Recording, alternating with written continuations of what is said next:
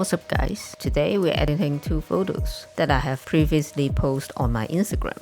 You know the reels are short and snappy, and I received a request for a slower version.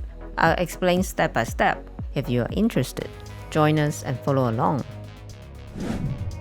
The style of urban minimalism usually consists of a few bright, punchy colors. Photos are taken during the day when the light is intense, casting harsh shadows, and they're close-up shots. The subject is filling the frame. The desired look is a flat 2D appearance with less contrast in highlights and shadows. It should be clean without any dirt, giving it an almost unreal quality. We'll be stripping out unnecessary elements. Now let's select the right photo. If you have two angles to choose from, this one is straight up in front. It fits the bill. The other shows more of the scene, but the perspective doesn't fit the style. With that out of the way, let's dive into our editing process. First up, we have this white building against the blue sky. I shot it from the ground level, so it's tilted.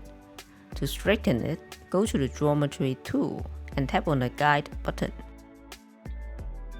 Set the guides along the edges of the block. Basically, you click and drag and click again. It will stretch and straighten the image. Once it's done, you can crop it to your liking. For this demonstration, we'll crop wider to show you how to clean up the dirt later. Next, exposure. Increase the shadows and the blacks, pretty standard. We are making it look as flat as possible.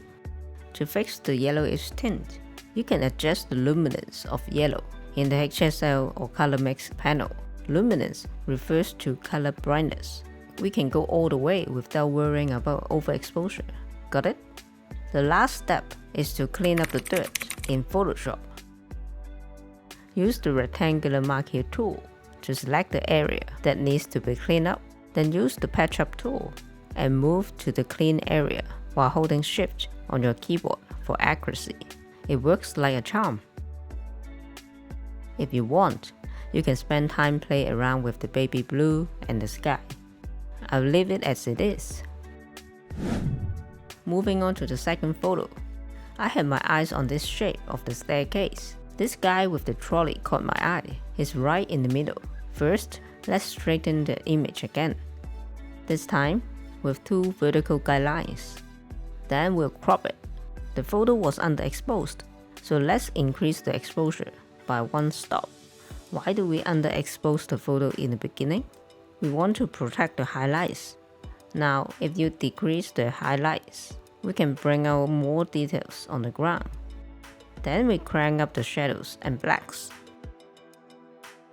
Next, we'll do some color correction on 3 areas: the yellow tone, the minty green, and the skin tone of the guy. We'll do all this in the Color Mix panel. To get rid of the yellow tone, we can decrease its saturation and then increase the luminance. As for the minty green, we can brighten it up a little bit. We can also brighten up the skin tone using the orange mixer.